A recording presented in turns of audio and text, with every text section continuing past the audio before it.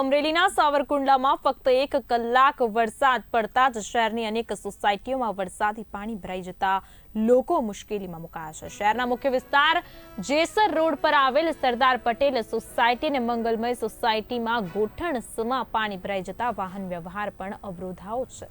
સ્થાનિકોએ આ પરિસ્થિતિને લઈને સાવરકુંડલા પાલિકાની પ્રી મોન્સૂન કામગીરીની પોલ ખુલ્લી પાડી હોવાનો આક્ષેપ કર્યો છે। કરોડો રૂપિયાની ગ્રાન્ટ હોવા છતાં પૂરતી વ્યવસ્થા ન થતા નાગરિકોએ પાલિકા વિરુદ્ધ આક્રોશ વ્યક્ત કર્યો છે।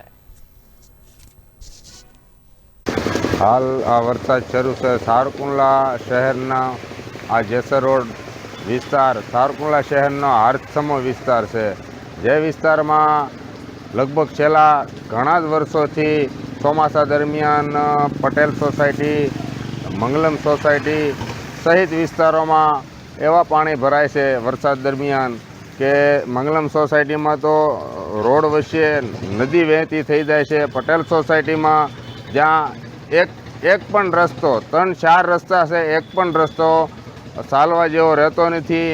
2 વ્હીલ 4 વ્હીલ કે લોકો હાલીને પણ જઈ શકતા નથી।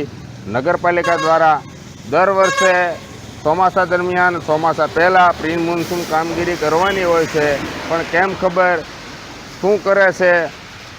એટલા શાસન ફર્યા, એટલા વર્ષોથી આ પ્રશ્ન છે લેખિત મૌખિક આ વિસ્તારના રહેવાસીઓ દ્વારા અનેકવાર રજૂઆતો કરી છે, છતાં આજ દિન સુધી આ પ્રશ્નનો કોઈ પણ જાતનો નિકાલ નથી।